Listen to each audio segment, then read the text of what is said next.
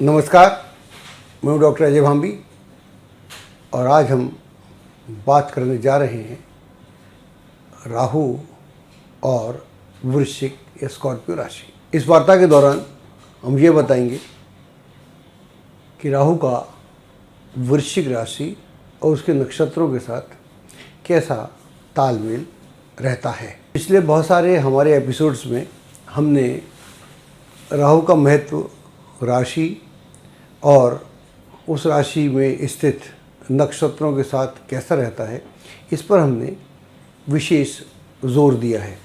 लेकिन इस बार हम प्रयास करेंगे कि राहु का वृश्चिक राशि के साथ कैसा संबंध रहता है। वृश्चिक राशि जो है मंगल की दूसरी राशि है, जहाँ पर मेष में हमको मंगल का एग्रेशन दिखता है, यहीं पर वृश्चिक में उसका हमको एक दूसरा स्वरूप दिखता है जो बिल्कुल मेष से जुदा है। वृश्चिक का संबंध जो है अनंत गहराई और रहस्य से है। यह जो है, यह स्थिति, ये वृश्चिक राशि को सारी राशियों में एकदम अलग कर देती है। मूलतः राहु एक रहस्यमय ग्रह है और हम पिछले तमाम एपिसोड में कहते आ रहे हैं कि हम इसको षड्यंत्रकारी नहीं मानते, क्योंकि ये षड्यंत्रकारी नहीं है।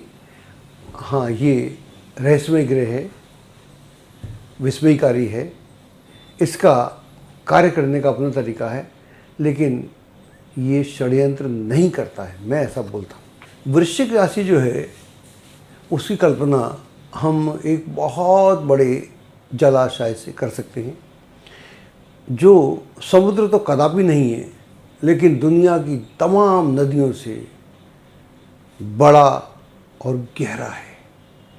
ऊपर से जब आप उसको देखते हैं, उसकी जलाशय के पानी को, तो एकदम शांत है, उसमें कोई हलचल नहीं है। ऊपर से एकदम शांत है, कोई उसमें ना लहरें इधर से उधर हो रही हैं, ऐसा लगता है कि यहाँ जैसे कुछ है ही नहीं। लेकिन अगर आप उसकी थाह लेने जाएं तो आपको अपने बौनेपन का एहसास होता है। तो ये वृश्चिक राशि है, 12 राशियों के झुंड में एकदम अलग है, इसलिए इसको जाना भी नहीं जा सकता, ठीक से नहीं जाना जा सकता। और आप या हम सब जानते हैं कि मृत्यु अवश्यंभावी है। जो पैदा हो रहा है उसका कुछ और हो ना हो, उसकी मरने की गारंटी है।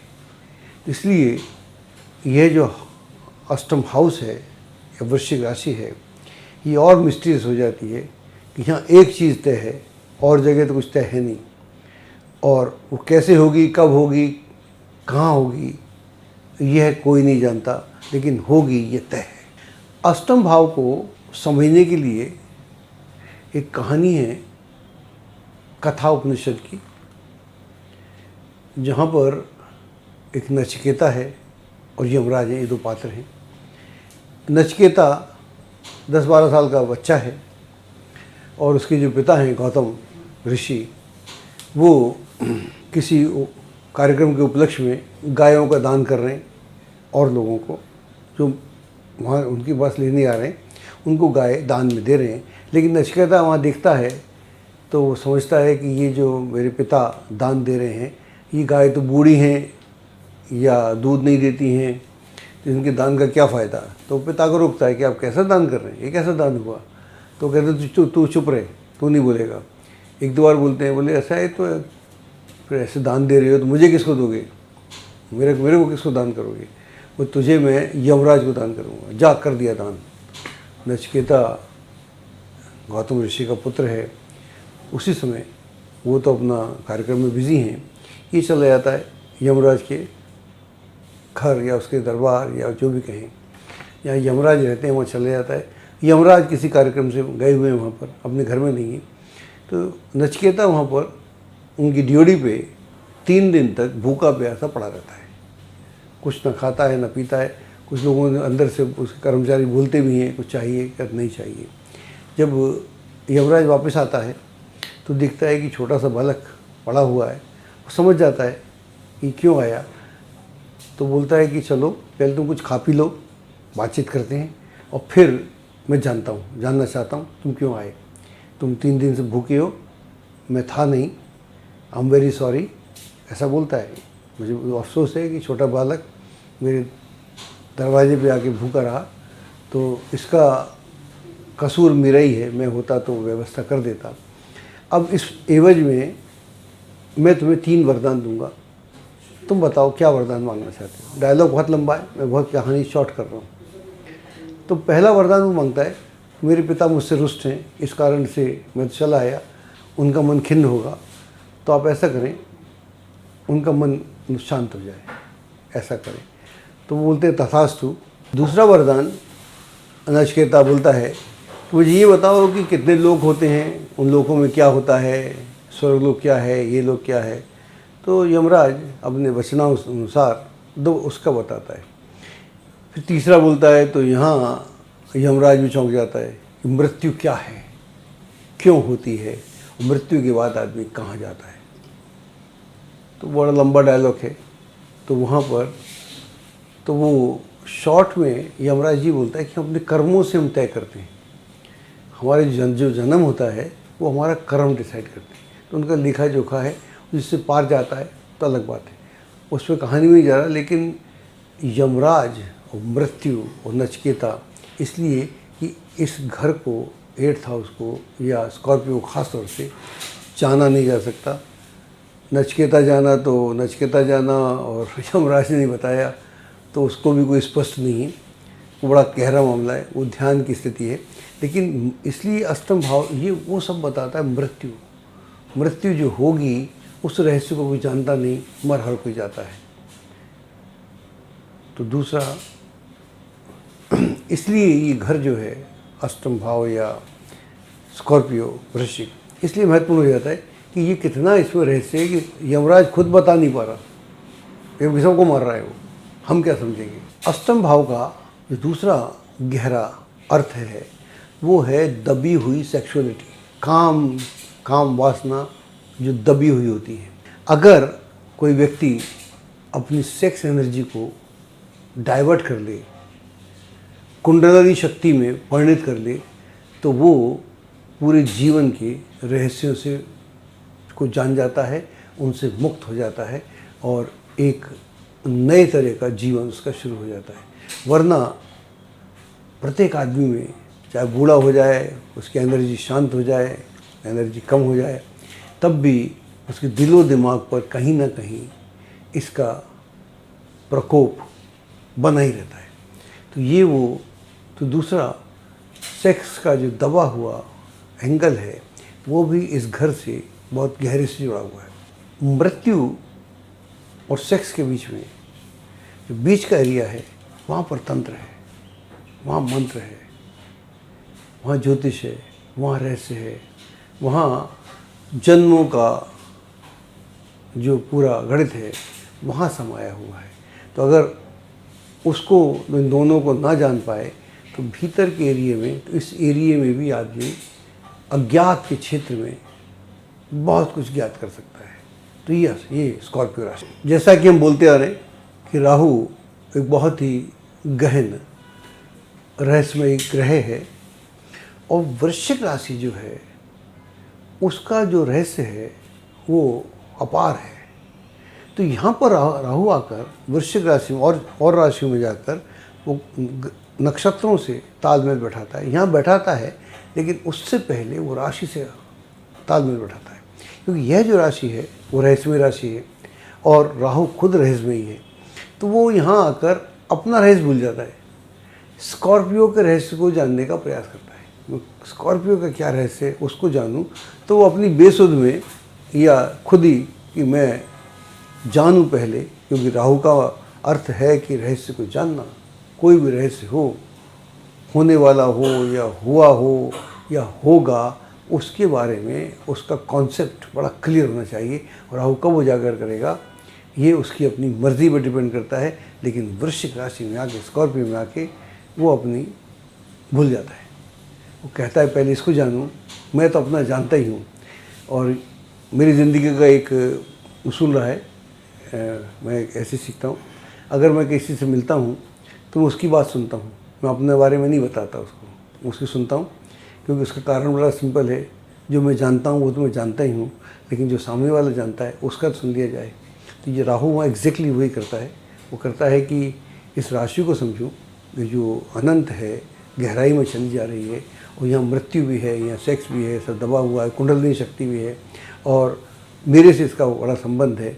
तो यहाँ राहु एक अलग तरह से व्यवहार, वो ना केवल इस लोक और परलोक के रहस्यों को जानता है, बल्कि जितने भी लोग हैं, 7 ऊपर 7 नीचे, उनके रहस्य को जानता है। लेकिन वो उजागर नहीं करता, वो अपना प्रदर्शन नहीं करता। जब आवश्यकता होती है तो वहाँ वो बता देता है। अगर कोई मिस्टेक आपके बीच में बैठा हो तो आपको पता भी नहीं चलेगा, वो बेचारा एकदम चुप बैठा होगा, लेकिन वो सब जानता होगा। तो ये राहु इस राशि में आकर, ये हम जो बात बोल रहे हैं ये हमारा अध्ययन है, हमने हज़ारों कुंडलियाँ देखी होंगी, तब बोलते हैं, ऐसे नहीं बोलते। यहाँ पर आकर राहु केयर फ्री हो जाता है। वो कहता है यार इसको जानते हैं, इस राशि को जाने। और जगह तो लोग मुझे जानते हैं, अब मैं यहाँ जानता हूँ ये राशि क्या है और रहस्य की दुनिया कहाँ से कहाँ जाती है। तो जो बिल्कुल अनंत में बॉटम पे क्या है, राहु कितना खोजता है तो राहु जाने। लेकिन यहाँ उसका व्यवहार अलग होता है, ये हम कुंडलियों में देखते हैं, इसलिए हम उसकी बात बहुत ऑथेंटिसिटी से कर पाते हैं। अगर इस पूरी प्रक्रिया में राहु कमज़ोर हो, वृश्चिक में कहीं बैठा हो, वो फिर व्यक्ति को कैसे कैसे तंग करता है, इसके हज़ारों उदाहरण हैं हमारे पास। अगर आप भी ढूंढेंगे तो आपको बहुत ज़्यादा खोज नहीं करनी पड़ेगी, आसपास ही लोग मिल जाएंगे जो यहाँ इस राहु वृश्चिक में है। तो उनको कैसे कैसे संकट हैं, बता भी नहीं पाते, कह भी नहीं पाते, समझ भी नहीं पाते, समझा भी नहीं पाते। और राहु जब कमज़ोर हो वृश्चिक में तो आदमी अपने ही सर्किल में घूमता रहता है, उसका भेदन नहीं कर पाता। जब तक आप भेदन नहीं करेंगे तो आप रहस्य को कैसे जानेंगे? जब तक रहस्य नहीं जानेंगे तो अपनी स्थिति को कैसे बदलेंगे? तो हमने देखा है हज़ारों कुंडलियों में, बचपन से बुढ़ापे तक, फिर उनको रेस्पाइट नहीं मिलता, कोई आमूलचूल परिवर्तन उनके जीवन में देखने को नहीं मिलता। हमारे पास एक कुंडली है, ये हमारे परिचित की है। हम इनका नाम नहीं बताएंगे, क्योंकि नाम हम तब तक नहीं बताते जब तक कि या तो उसका बताते जो पब्लिक फिगर है, उनके बारे में सब जानते हैं, वहाँ कहने में हमें कोई आपत्ति नहीं होती। लेकिन कई बार आम आदमी को आपत्ति हो सकती है। कुंडली हम दिखा रहे हैं और पूरा व्यक्तित्व बताते हैं। ये कुंडली है इत्तेफाक से वृश्चिक लग्न की है। यहाँ पर राहु है, राहु के साथ में चंद्रमा भी है, शनि भी है, शुक्र भी है, सारे बैठे आप देख सकते हैं। राहु जो है यहाँ पर अनुराधा नक्षत्र में है। अनुराधा नक्षत्र जो है वो शनि का नक्षत्र है। तो बेसिकली ये वृश्चिक में है। जैसा मैंने बोला, वृश्चिक में राहु वृश्चिक का तमाशा देखता है, अपना तमाशा बंद करता है। और यहाँ पर ये अनुराधा नक्षत्र में है, यानी शनि के नक्षत्र में है। शनि के नक्षत्र में है और उस नक्षत्र में, वृश्चिक नक्षत्र की राशि में शनि का नक्षत्र बहुत कंफर्टेबल नहीं होता, क्योंकि मंगल और शनि का, और मंगल राशि है और शनि का नक्षत्र है, तो दोनों में बहुत अच्छी अंडरस्टैंडिंग नहीं है। तो एक अलग तरह का क्राइसिस होता है, अलग तरह का कन्फ्यूज़न होता है। और वहाँ पर राहु, तो राहु को ये समझ में नहीं आता कि मैं वृश्चिक राशि के साथ व्यवहार करूँ या अनुराधा के साथ व्यवहार करूँ। तो यही अव्यवस्था व्यक्ति के जीवन में होती है, इनके जीवन में भी है, औरों के में भी दिखा। यहाँ उलझन क्या है, जो बड़ी योग्यता है, बड़ा इंटेलिजेंस है, दुनिया को समझते हैं, आपको ज्ञान दे सकते हैं, आपको ऐसा ज्ञान दे दें कि आप समझेंगे अरे वाह, आपको रास्ता दिखा दें, आपके बल्ले बल्ले हो जाए, आपका सब बदल जाए। अपना कुछ नहीं होता, अपना कुएं के मेढक की तरह उसी में उछलते कूदते रहते हैं। अब तो उम्र भी बहुत हो गई, लेकिन ऐसा कोई आमूलचूल परिवर्तन हुआ उनके जीवन में, ऐसा हमने नहीं देखा। और ऐसी और भी कई कुंडलियाँ हैं। तो ये खास बात है कि यहाँ पर राहु कंफ्यूज हो जाता है, और वो जो कन्फ्यूज़न है उसका अपना कन्फ्यूज़न, फिर उसका राशि का कन्फ्यूजन स्कॉर्पियो का, फिर नक्षत्र का कन्फ्यूजन, तो तीनों में आदमी खुद को ढूंढ नहीं पाता। ये दूसरी कुंडली हमारे पास है आलिया भट्ट की, और इन्होंने बहुत कम उम्र में बहुत बड़ी सफलता हासिल की है, और इनकी सारी ही फिल्में एक से बढ़कर एक चल रही हैं। आजकल सोलो हीरोइन फिल्म कम आती हैं, इनकी वैसी फिल्में भी हैं जिन्होंने तहलका मचा रखा है। अभी कुछ समय पहले इन्होंने रणबीर कपूर से शादी की, जो ऋषि कपूर के पुत्र हैं और showman, great showman Raj Kapoor के ग्रैंडसन हैं। तो वो शादी की, ये भी बहुत बड़ी बात है इन दोनों के लिए ही। तो यहाँ अगर आप देखेंगे वृश्चिक लग्न, सॉरी ये लग्न तो